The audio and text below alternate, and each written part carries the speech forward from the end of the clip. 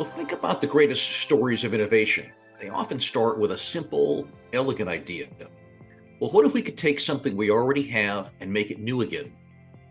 We do this all the time. We recycle paper, plastic, glass. What about the most essential resource of all? What about water? Well, here in Southern California, water is a constant conversation. And for decades, scientists have perfected an incredible technology to do just that, to take used water and through an amazing purification process, turn it back into pure, clean drinking water. The technology is sound, the science is proven. The challenge isn't the engineering, it's the story. How do you help people see this not as a recycling of something used, but as renewing something essential? How do you change a conversation from one of hesitation to one of inspiration? Well, you don't just issue a press release. You call a storyteller or a group of storytellers. You find a filmmaker who sees vibrant nature in the middle of a concrete city. Someone who can show us that the natural world is all around us, even where we least expect it. That's Moses Aubrey. You bring in a science communicator who connects us with people on a different level, who uses music and entertainment to make scientific subjects feel intuitive and exciting. That's Maynard Okereke. And you find a creative mind who can connect it all to one of the most aspirational stories we know, space travel, and our quest for survival in the most extreme environments. That's Erin Winick. These three were part of a team we brought together to help tell the next chapter in our water story. Hello and welcome to What Matters Water TV and Podcast. I'm your host, Charley Wilson. And on today's show, what does it take to tell a new story about water?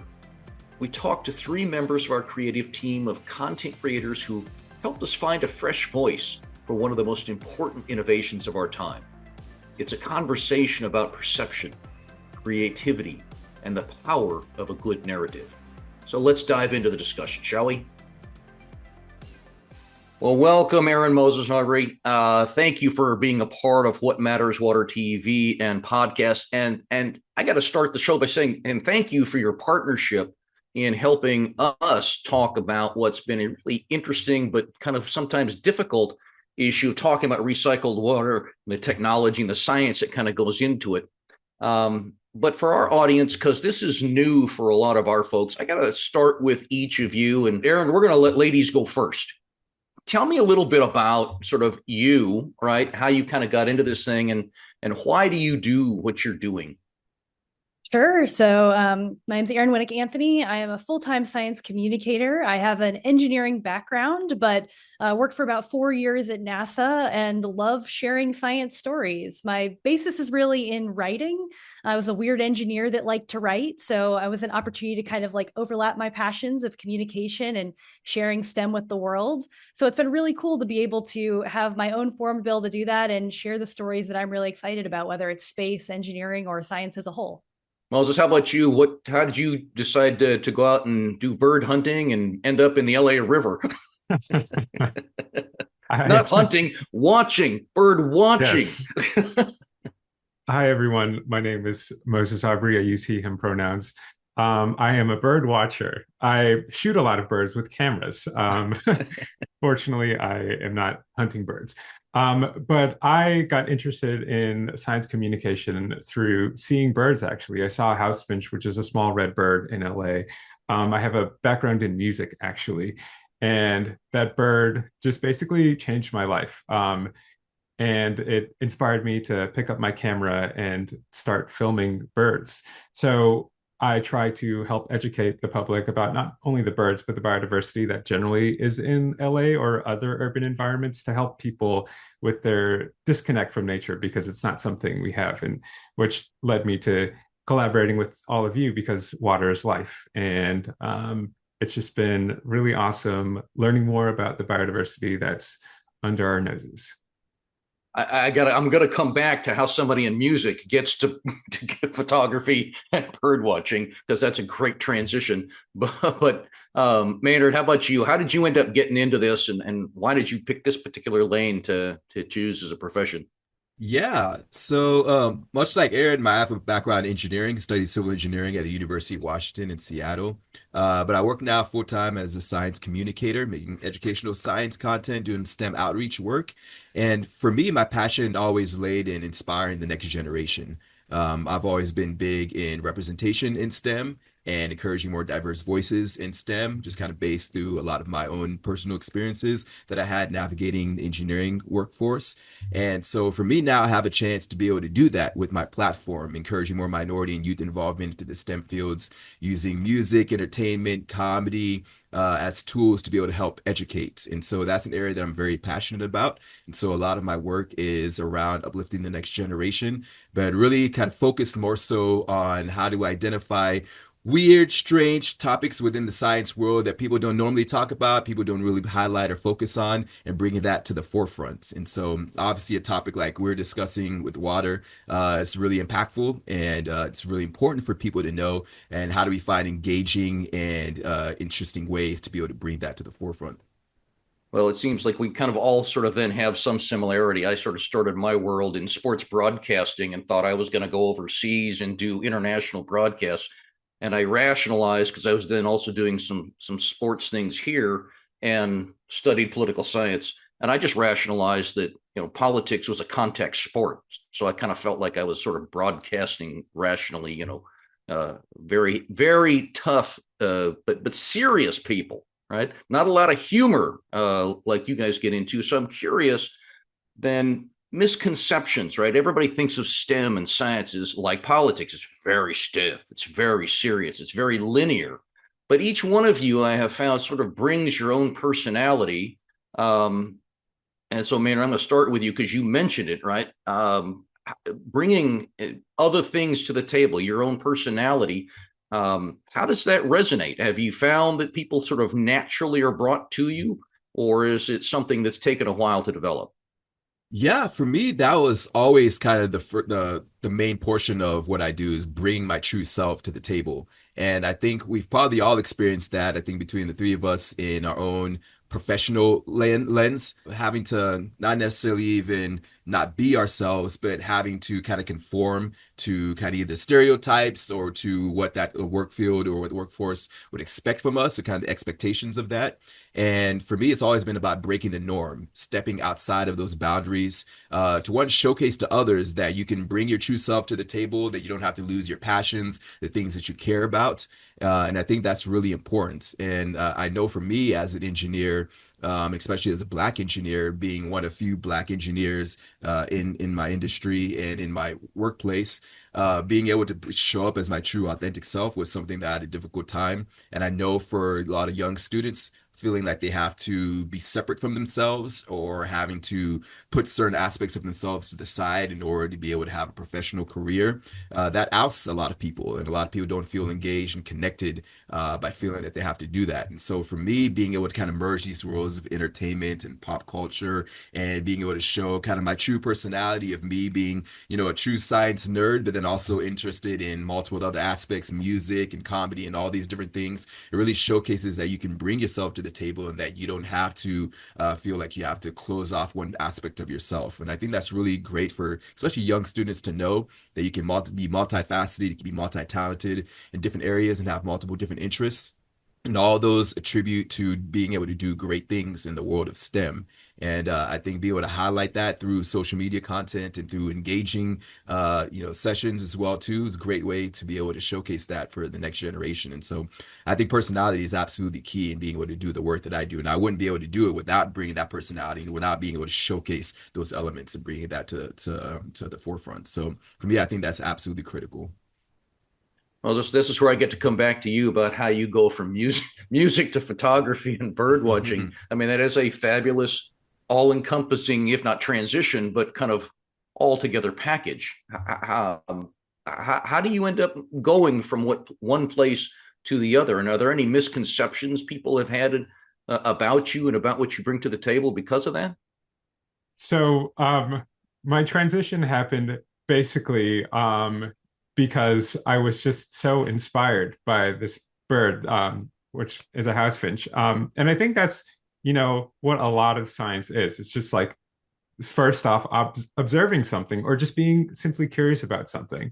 And I think my curiosity just led me to want to learn more. And I learned about community science, which is basically um, has different names. Sometimes it's called citizen science, sometimes it's called participatory science, but it's basically in ways to engage with the public, to get them involved in different science initiatives. So there's wonderful apps like iNaturalist, which helps you document the biodiversity wherever you may happen to be by uploading pictures. And that curiosity just kept snowballing and snowballing, and I kept finding myself wanting to learn more. And I had just completed a degree in music and was going to move out of LA to Toronto actually to get another degree. But I found myself wanting to learn more about birds. And ultimately, that led me to alternative career paths. And I did some research at the Natural History Museum, looking at atmospheric pollution using bird study skins. And now I'm working in the community science department, like helping educate the public again about that biodiversity that's close to home.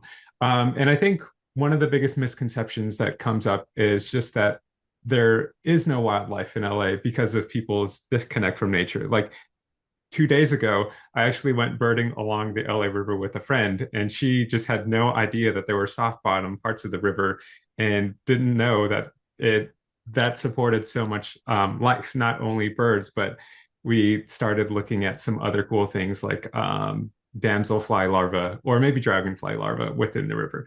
So I think just helping educate people about what is here helps address those misconceptions and has helped me, transition.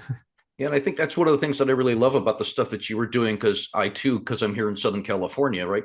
Most people think of that LA River from movies where people are, drag racing and using it more as a roadway, an alternative roadway or freeway, than it is about the water and the biodiversity and there are actual pieces to that river that people just never see.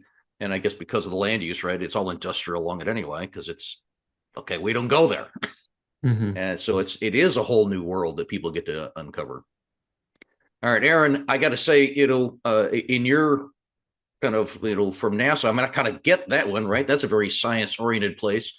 Coolest thing I've seen in all your videos, and I want to know how I get that model, for the Lego model. I got to have me one of those. That's very cool. But you come from sort of that position, which I would traditional science, right? And because NASA, that's what you think about. That's where we've uncovered lots of science discovery. But when you do your work, are there misconceptions? Do people kind of think that it's something that it's not? I mean, obviously you're going through a huge reopening now with space exploration and it all being in the news of late. How does that help drive interest in what you do? Yeah. Oh my gosh. The Artemis 2 mission has been absolutely incredible, I think, for space and science as a whole. Like, I've had so much joy the past few weeks of just seeing so many people who typically don't have a way to engage with space or a way to get excited about science. They're suddenly so passionate about this. I grew up in Florida during the shuttle era. So I got to see shuttles lifting off from my front yard. I lived in Tampa, across the state, but you could still see it very tiny, especially on night launches. And I feel like I had that tangible connection to space that if you don't live near that, you just don't have. And this Artemis 2 live stream, it put humanity into space and it showed that connection that you could have, those human moments. And I think it's been really magical. And that's such a lesson for science communication as a whole. If you can give people to latch onto in those stories and those faces to put with the science, it really helps with that storytelling and make it less just of that technical, traditional, share what that space science thing is. And it's like, here's the person behind it and here's why I should care. And here's the people that are excited. Maybe I should be excited about it too. Well, as you're saying that, okay, I'm going to draw my background again back to watching, I was an athlete, I was into sports. And when you would do things like watch the Olympics, you could just watch the event. But what was really interesting were the backstories. Yeah. The human side. And that seems something that all three of you have an ability really to bring to the forefront. And I think as you're saying that, Erin, the storytelling Is that the secret to sort of demystifying or translation of a technical topic?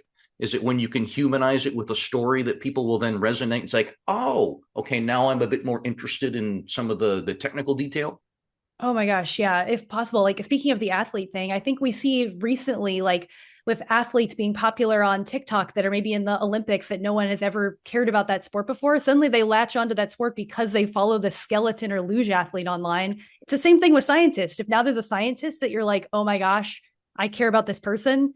Now I care about this research. And we did that a lot. We had a project that I'm really proud of that I worked on at NASA called NASA Explores Microgravity, where we followed two amazing scientists from having an idea to actually launching it to getting results, which, if you know science, that takes quite a while. But having that story and their arc to be able to follow was a lot better than just explaining, here's all the steps of how you launch something to space. And it made people care. And you had those moments of emotion of them crying, seeing the rocket lift off. And that's going to hook a lot more people than just an explainer. Well, I think and like many other serious subjects, when you can get a skit on Saturday Night Live after your experience, okay, that means you've truly resonated culture. It's still that's still a mark of glory. Maynard, how about you? I mean, you talked about it when you opened. Like you bring lots of different things with humor and storytelling, and it's like it's a little bit of everything. There's no single formula. It sounds like in terms of taking the complex or the technical and then translating it for people to gravitate to. Is it really? Do you find an emotional connection then, or is it an intellectual and then an emotional connection? I'm just kind of curious sort of how you view that and what it is. Do you plan to go out and do certain things, or is it just something you sort of do spontaneously? Mm-hmm. Yeah, I mean, I think it's hand in hand, and much just like Erin said, it all comes down to storytelling. I think storytelling is key, and it's not even so much that it's like just separate or that you have to really dial in on it. I mean, stories throughout humanity have always been something that's connected us, right? And I think that's the one things that makes us unique as humans is the fact that we have stories that we pass down from generation to generation, and we tell these tall tales, and we read fantasy books and all these different things that get us really enamored by whatever topic it is that we're looking up. And so I think stories have always been foundational in just our human experience. And so I think that's fundamental when we think about science communication. The work that we do is communicating science is doing that storytelling. It's kind of our responsibility to tell that story because that story really dictates how people connect to the information and how people remember that information, right? And we think about things like even just your most basic thing. I have a 3-year-old, right? And you sing your ABCs, and the ABC song historic. We've sang the same ABC song for generations. I don't even know when it began, right? But we all remember our ABCs, right? And that helps us understand exactly how we put our alphabets together. And you just intrinsically remember that. It stays within you fundamentally. And I think it's the same thing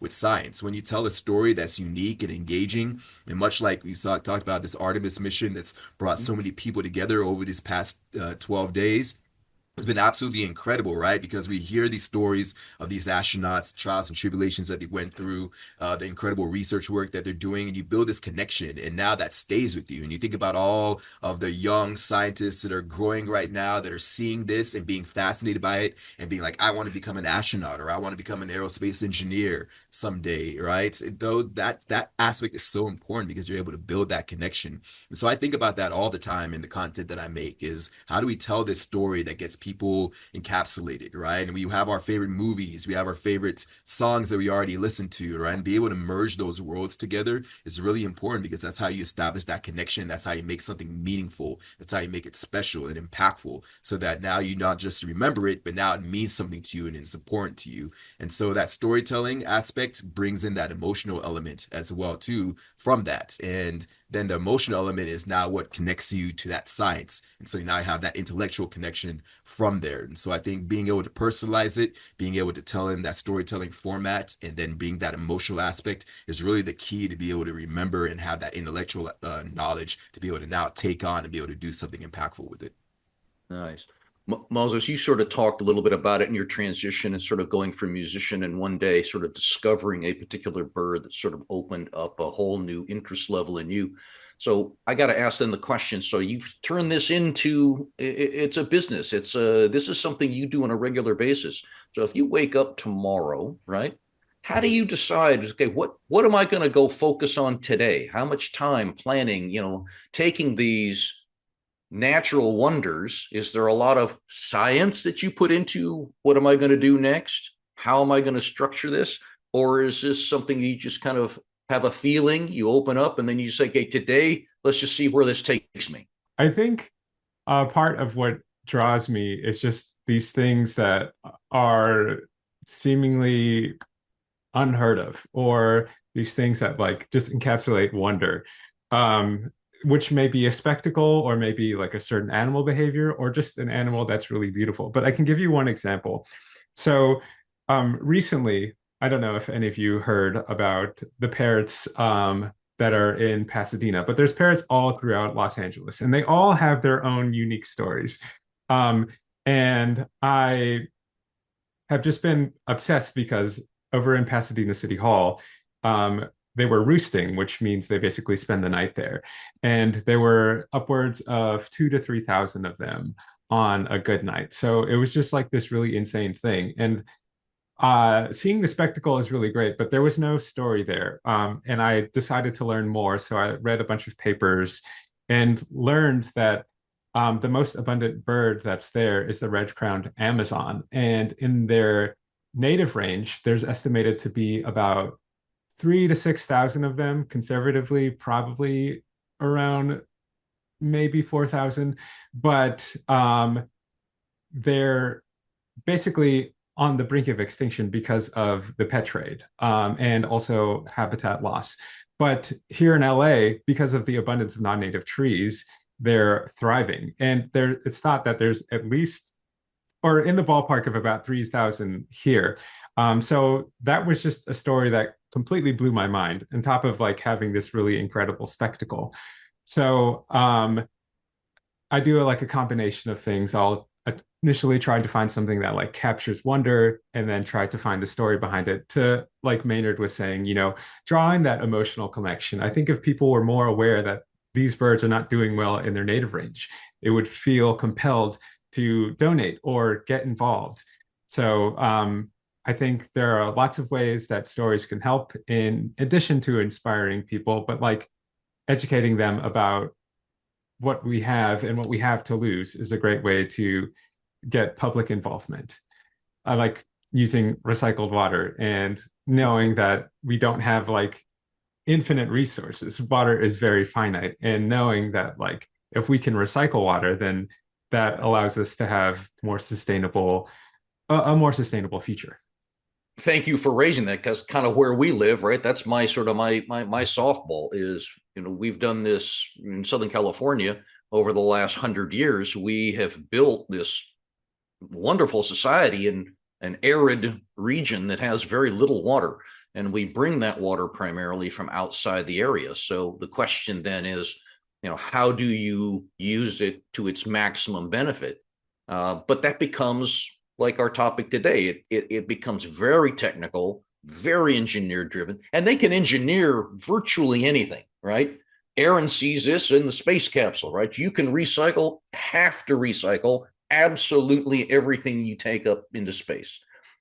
And for whatever reason, because I also spent time in the power business, right? We sort of built a society that was meant to have abundant water and energy and near free. And now you're sort of reaching this place where it's neither abundant nor free.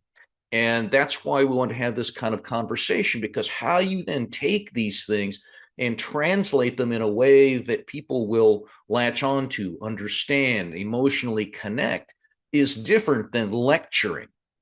You have to do these things now.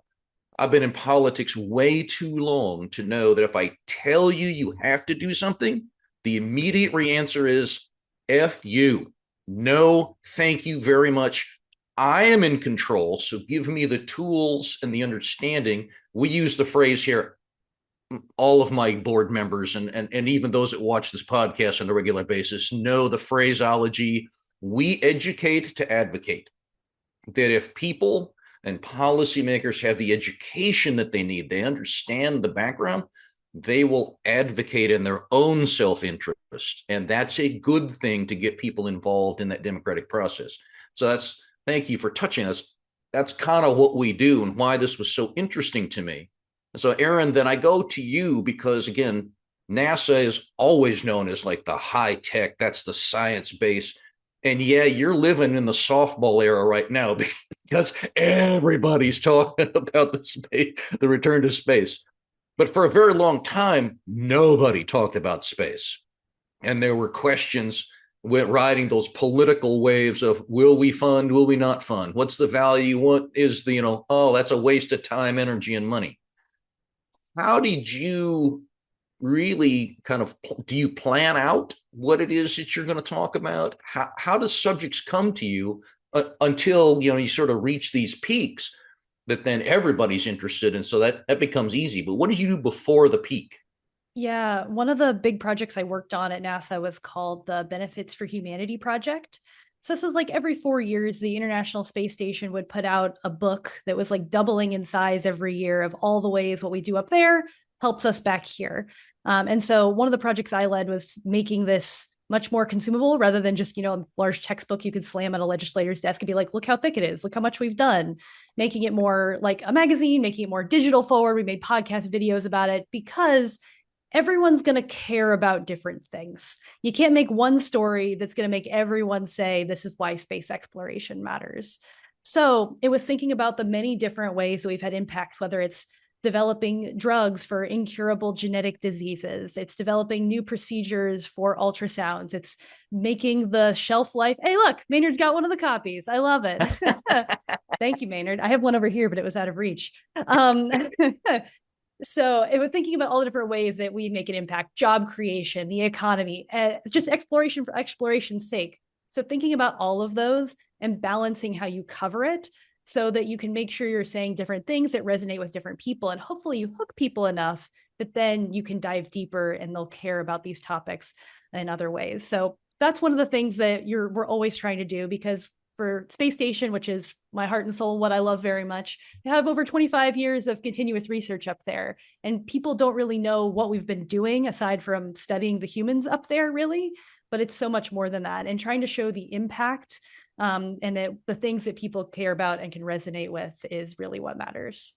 So, Maynard, then let me ask this. So in this new world, right, particularly in social media, again, Erin, thank you. I'm so old, I resonate with the Apollo program. Okay, we used to sit in the living room and watch that, and I got tang out of it. So I do remember that as a kid. But now here, it used to be that you would go to TV, and then you had big centralized, LA Times, New York Times newspapers. That was sort of if you got into those, that's where you educated the public, and it was very limited, and there was a lot of competition to get in that. Yeah. You fast forward to where we are now, none of that exists. I mean, or it all exists, right? These social media platforms, you got all of these things, and there doesn't seem to be any single place that anybody goes to get their news, their information. And so I guess the question I have for you is all three of you, it's like, how do you look at the different platforms and how do you choose the platform that you wish to engage in? And is that in your own an experimentation, or is there some formula that you have picked up on or trends that you picked up on and says, okay, I need to start doing it in this way? Yeah, no, that's a great question. I think at the end of the day, it's all an experiment, right? Especially now in this day that we're living in, everything's algorithm driven, right? And so there's not really one platform where it's like, oh, this is the key platform to utilize to drive engagement. So at the end of the day, you really just have to find what works for you and what you feel resonates with you as far as that community aspect. And I think for me, that's where it really started as a creator, kind of getting into this space, was thinking about what platform led me to being around the right community of people where I felt that I can learn from others, I could see other people doing incredible work, be inspired by others, and then be more inclined to be able to share my own journey and my own story as well too, and then receive that support back. And so for me, Instagram's kind of my primary platform, but I obviously do a lot of work on YouTube, on Threads and TikTok as well too. So I have a reach across all different different platforms, and I use them all in different ways and different methods. But the ones that tend to resonate more with me are the ones where I have a community of people where I can be inspired daily by the work that they're doing and go through my feed and be able to see things that are engaging, things that spark my own curiosity, drive some new ideas for me as well too. And so I think that's really the key for any creator, that's being able to utilize these spaces to be able to communicate whatever subject or whatever topics that they're interested in, is really be able to find something that's community oriented for you, that fuels you and kind of gives you a little bit more motivation to be able to continue doing the work that you do. Because I think we've all gone through different spells during our career too, where we feel down and out. Maybe we're not feeling like we're getting the reach that we want to get, or we're limited by the algorithm or whatever it is. And you brought up something that was interesting, right? You talked about before, it was like you're having these mainstay news outlets, right? These newspapers that people would get. But I think even within that, right, there was probably at some point in time where people felt limited, like, oh, this is only curated information that only works for these groups of people. And so there's always some limitation within whatever media outlet at some point, right? And I think we're in that stage right now with social media. There's certain limitations within it that you have to navigate and kind of learn to maximize. But within that, you start to figure out what works for you, and that's how you start developing new platforms. That's how you start developing new ideas that you want to bring out there to resonate with your audience. And so I think it's an experiment at the end of the day. But I think any creator would say that the best platform is the one that works best for you and that you feel most connected to be able to now reach your audience and be able to have a community that supports you as well. Okay. Erin, how did you choose? What channels do you principally like to utilize, and how did you end up choosing them? And then are there new things kind of out on the horizon, new technologies in social media space that we don't know about yet that you may have seen or may be looking to experiment with? Yeah, Instagram and TikTok are definitely my main two, but I'll mention like my core, my background is actually journalism. So in more of the traditional forms. And so writing was actually my comfort zone. I decided to start like making my own short form video in February of 2020 when I was working at NASA, but NASA wasn't allowed to get on TikTok. They're still not. And I was like, I don't want to get behind. I need to learn this platform. And so I just started making videos for myself, and don't go back and look at those videos. They're not as good as the ones I do now. But it was, I think, important for me to have a platform to experiment on freely. And a lot of the work I do now, I will mention too, is also with scientists and engineers. I do make content on my own channels, but I also make content for a lot of other places. And I think one of the things Maynard said that resonated, I think, with communicators with me is, think about what works best for you. If you're a scientist or a researcher trying to share your work, also think in the same mindset. Because I talk to a lot of scientists who are like, I need to go do everything if I'm going to jump all in. I'm like, start wherever your comfort zone is. If it's like writing posts on LinkedIn, if you like text, if you like picture, don't feel like you have to make a 90-second video where you're talking down the barrel of a camera to TikTok and learn to edit it, and then expand that slowly. So I think a lot of the future is using science communicators as tools when appropriate, but also learning to expand slowly and share your own work as well in ways that don't suddenly feel like it's taking up 40 hours of your week and it's a full-time job. But there's ways that you as a researcher or someone working in these communities can also share some of your work in a way that doesn't feel like it's going to take up a ton of your time. Well, I have to ask this then as a journalism student, because I actually asked this question of the editor of the LA Times about 5 years ago. Okay. As you're watching the newspapers kind of go through the cycle and losing subscriptions and then the pressure on getting clicks. And so the question was, as a journalist and as an editor, do you write for information and education, or do you write for clicks? I feel like, unfortunately, in the world we're in, you do have to think of a balance of the two. I think headlines are often the area that gets picked apart and criticized, and or is the make or break. It's the search engine optimization of it all, But I would say, I think that the right newsroom is thinking of social media as a tool to get the views on these things as well. There are many tools aside from the article itself to be able to generate views on these things. And I think the modern newsroom is a full media production studio. It's making social media, it's making YouTube videos, it's making these articles. And ideally, these articles are the place that once you've hooked someone is the deeper dive beyond the 30-second, 60-second social media video that serves as the hook. So I think it's a balance of those two worlds. And writing is also a part of making videos. We all write scripts for the stuff that we do. And I think people think of the visuals first, but writing is such a key part of that. And so all that to say, I think there's a balance between thinking about getting the clicks, but sometimes getting the clicks isn't just making a clickbaity title. It's the way that you position the media you put out around the article as well. All right. Again, it's probably that political side of me, people trying to become more outrageous to get the clicks, losing then some of that science, some of the truth telling, right?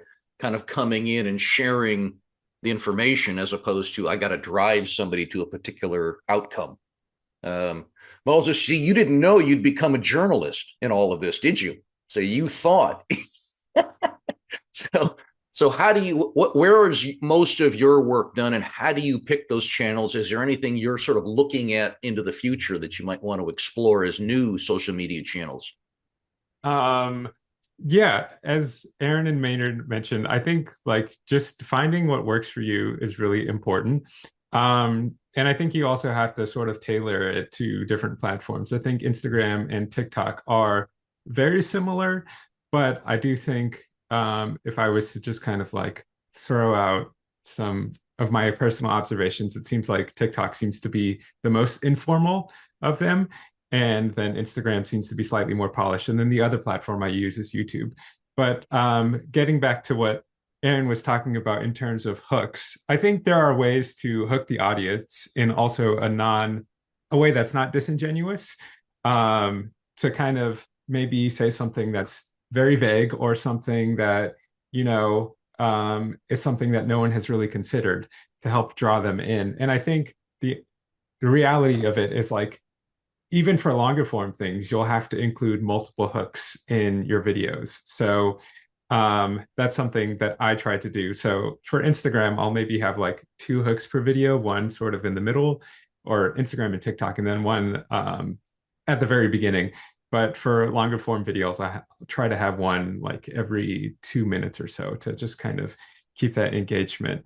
And in terms of technology, which is something you were talking about before, I think so much of technology I think the beauty of, having these social media platforms is things are much more democratized and anyone can become a science communicator. And I think like there are lots of tools that just, in addition to phones, there are like cameras now that follow you as you're walking, which helps with like upping your production value. And I think one way to, make sure that you're staying on top of trends is like by utilizing this new technology to see, if it works for you, and maybe it doesn't, but I think always being open to trying these things would help. Well, but so here's my follow-up though, okay, because this may be one of those myth busters for all 3 of you. How much time in the day do you spend developing your content? I mean, it strikes me, right? Erin, you talked about TikTok, right? The old guy, right? Very first thing's like, oh, well, you got to have a goofy dance. That's what TikTok is people out doing some silly dance. But if for those, then as I've sort of learned about it, this doesn't just happen in a vacuum. It's not just hey, I got some random idea. Let me put a 15-second clip together on my phone.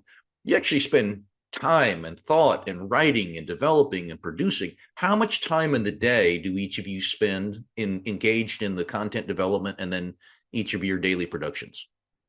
That is a little bit challenging to answer because I feel like I'm always thinking about the things that I'm really passionate about. You are always in production.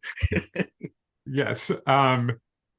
Yeah, there is another bird that I've become completely obsessed with, great blue herons. And I just learned about this cool behavior that they have. They hunt gophers in parks that are like heavily irrigated because like irrigation leads to lots of plant life, which leads to lots of gophers, which leads to herons hunting those gophers.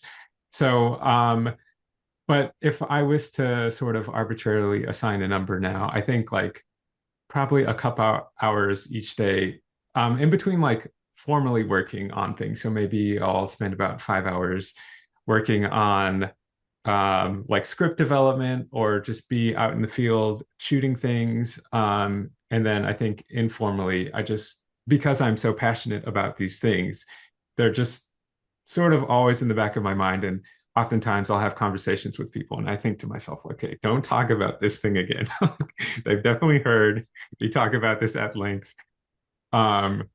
So yeah, just all the time, basically. Oh, Maynard, how much time do you spend putting your content together? I mean, because you're also doing books and lectures and conferences. I mean, you are all over the map. You talk about it's not just social media platforms. You've got lots of other platforms that you're also putting to use. But I mean, is this really a wake up in the morning full-time gig? And this is all I think about. This is all I do. Yeah, I have no other life. This is it. This is it. This is it for me. Every single waking breath.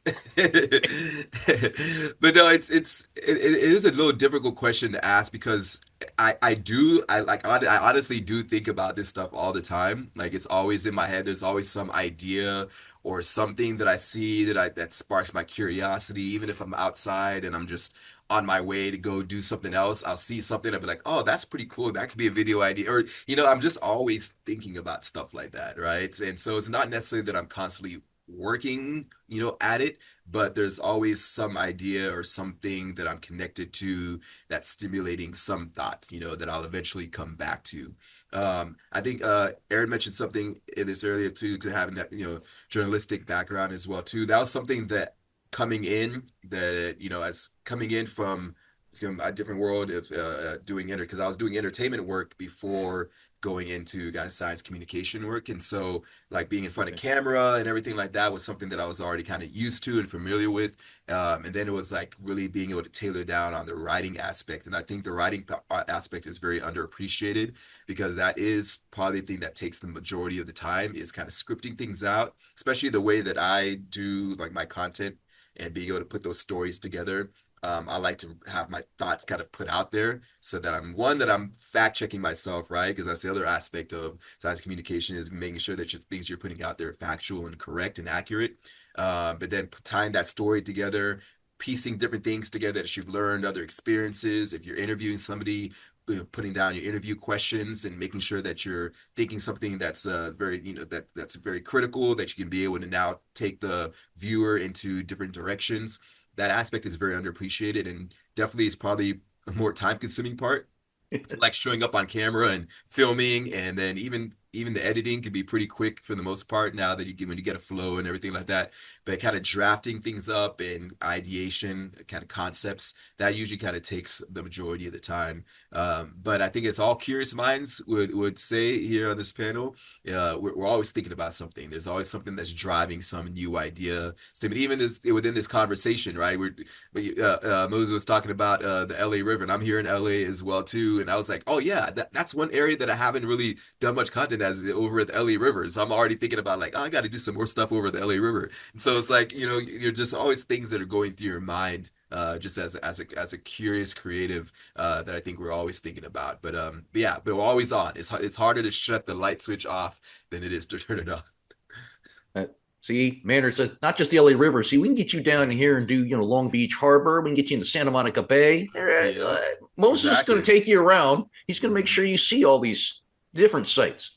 Yep. All right, Erin, how much time do you spend in this development? Again, I go to my daughter and say, hey, how come you haven't created an Instagram, page for our corgi?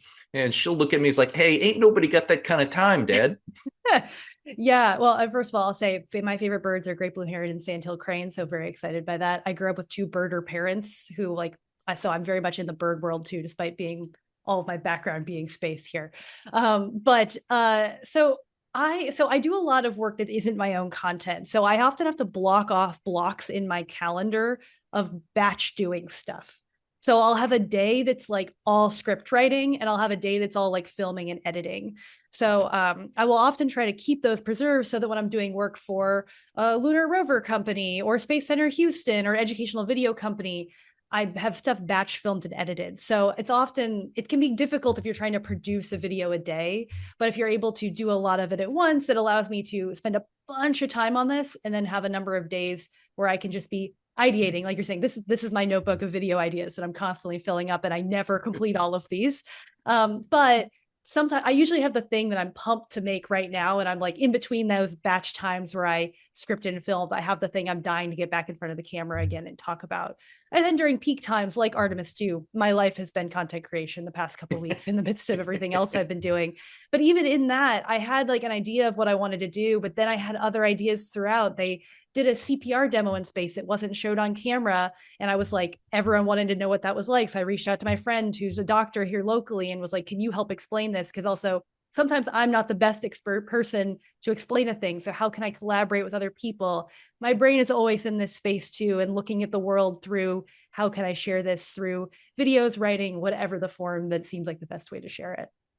So, Maynard, I'm going to come back to you here because this is the point in the conversation. I get to actually extract free advice. So I got all of these public water agencies that are so used to doing things in a very tight box because they're public agencies, right? It's hard for them to sort of get out and do the level of experimentation that each one of you do. But what kind of advice would you give for those people that are in this business, and then even the utilization of nonprofits like the one that we have? To be able to actually to get out front and be able to talk in a real way to make the emotional connection that each of you have had such success with when talking about water, water related projects, and our water future, given that that's not getting easier, getting more difficult, like many of our issues. It's becoming much more difficult to kind of get out front of, and we always seem to be chasing it from behind. But what advice would you have for water agencies, public agencies, and then the utilization of nonprofits like mine to communicate? Yeah. I would say really what we just did, as you mentioned at the top of this panel, is really the best way to be able to showcase, and that's really being able to bring that impact to the forefront. And we've all seen that. We've all been involved in agencies where they're very archaic in the way they do things. They kind of, been doing things the same way for decades, whatnot, and don't make change. But we all know that we're in this kind of social media age right now, and there's new ways of communicating and new ways of getting information out there. And the only real way that you're going to have that kind of cognitive shift for people to leave kind of their traditional methods is be able to showcase, hey, this is a level of impact, this is a level of growth, there's a level of maturity, there's a level of connection that we can build, level of understanding, knowledge, curiosity, marketing, all these different aspects. And you mentioned the collaboration that we all did, how that resonated, right? The millions of views that it received, the different channels that people were able to find what we're doing on, and all of us have different platforms that we utilize, and we all approach the topic in multiple different ways. I think that right there is the evidence that you need to bring, especially when you're doing partnerships, like you mentioned, nonprofits and connecting with agencies, is really be able to showcase that impact, why it's important, highlighting things that we've talked about today, the storytelling aspect, the emotional connection that people build. That's how people draw an affinity to different topics. And for me, I do that all the time in clients that I work with, partners that I work with as well too. It's not everybody intrinsically at the top really understands what value this is going to bring. It's a lot of times you have to explain it. A lot of times you showcase that. A lot of times you give examples, you show previous videos, you show work that you've done with other clients where a similar topic has excelled, or being able to bring something to the masses. That's the best way to be able to showcase, is bringing that evidence to the forefront and showing that impact that you can make. And so even just having this conversation right now, these topics that we're talking about, the importance of having our unique voices and bringing diversity and representation to the forefront, and being able to talk about complex topics in fun, palatable ways. I mean, these are all keys that are really important for especially companies that are very structured and rigid, being able to break outside of that norm and be able to understand, like, hey, we have to look at things through a different lens. We have to partner with people that we normally wouldn't think about partnering with, because this is a level of growth that we want to get to. And so for me, that would be the best advice, is really be able to showcase that proof, showcase that evidence, and being able to show that you can bring non-traditional forms of media to the table to be able to do incredible things for the organizations. And Moses, how about you? What advice would you have? I mean, I like to tell people, help do it through an NGO like me, because I can say and do things that you as a public agency can't. They can't fire me. And I'm not elected anything. So they can throw all the tomatoes they want, and that's okay. And I'm probably also old enough that they can't damage my career, because I'm kind of done when I get finished here. But what advice would you have for agencies and folks that are trying to sort of get themselves into this new space, or being able to communicate in a way that's different than they have done traditionally. Yes, in addition to all the things Maynard just mentioned, I think one thing that I do, and I do with like partner organizations, is we'll like sit down and talk about who our target audience is. And so we're always trying to center that community. And so I think from starting from there, we can ask ourselves, like, what are different ways to engage with this target audience? And sometimes this looks like having informal focus groups to ask about what's important and what people value. And I think in addition to science communicators, like this collaboration, I think was really amazing. I think it would be awesome to have other voices too, like journalists who are, reporting on local waterways and things. And also people who would just kind of be just a little bit outside of that as well, to who are like integrated in the community, to help kind of get our message across. And I think there's lots of ways to do that. And I think it just starts off with having your like goals and your community goals in mind. So.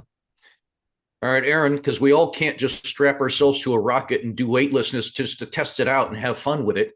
How do we go about, bringing water agencies sort of into that 21st century and being able to communicate across wider platforms and reaching kind of different and younger audiences?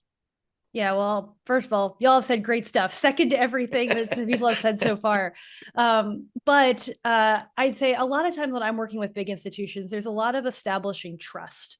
Because if there's something that they haven't done before, it's how can I help bridge and make everyone feel comfortable with doing this? So I'd say start with people you feel really confident with. If you're the one who's trying to bring them in, think about the people that are going to represent this era of new media well. Who can be the people that are the bridge like over into this world? And you can start small and do trials, run experiments, show that impact on a smaller scale. In addition to having to, bring on a bunch of people and create a bunch of videos. But there's ways to do that small. And then also I'll add, think about getting media training for your people so that they can be featured on camera and feel comfortable in that environment. Because sometimes it can be difficult if you're trying to get someone of your representatives to be on camera for this environment, and then maybe they're uncomfortable and it's something that they don't like to see themselves on camera. Find your spokespeople within the organization that can be supportive of this and kind of drive and be some of the face of your organization. Yeah, I love that. That was one of the things in my professional career. It's like everybody should be a spokesperson for the organizations. You should all have some level of understanding and skill because you bring your personality and your expertise, which gives you that trust factor. I think it's a great combination. All right, this is the lightning round. As we go through this, I got one word. I want you to give it to me in one word. Science communication.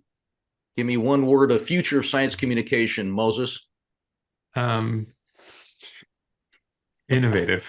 Innovative. Erin? Adaptable. Adaptable. Maynard? Inclusive. Inclusive. All right, I love it. Thank you again, all of you. The experiment, right? We were willing to go out and try some things. Thank you all very much for your willingness to be able to partner and have the interest to partner with us. And I have learned from it, as I have shared with my board and others. I think this is the kind of future that we have. I don't have to do it all myself. I got to find others to collaborate. That's why we have in our name Water Coalition. It's how do I build a coalition of interests, a broad base of the community that represents the entirety of the community, not just one lane or one single aspect. And you have helped really bring that to the forefront for us. So thank you all of you, and thank you for telling your story today. We love the fact that we were able to partner. We are looking forward to doing more things like this in the future. And I want to thank you for being part of What Matters Water TVN podcast. Thank you all very much. Thanks. This is great. Yeah, thank you so much for having us. This was awesome. Thank you. It was amazing.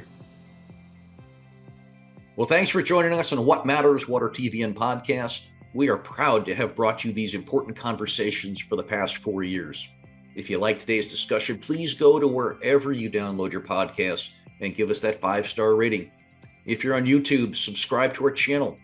Your support helps us build our presence and continue to grow. And if you're interested, if you're interested in sponsoring this program, please reach out to us at SoCalWater.org and send us a message. As we close out today's show, we leave you with this challenge. Be a part of the conversation, be a part of the solution, and as you'll see, be a part of the storytelling. At the Southern California Water Coalition, we educate to advocate. So as public policy leaders have difficult choices, together we help them make informed decisions.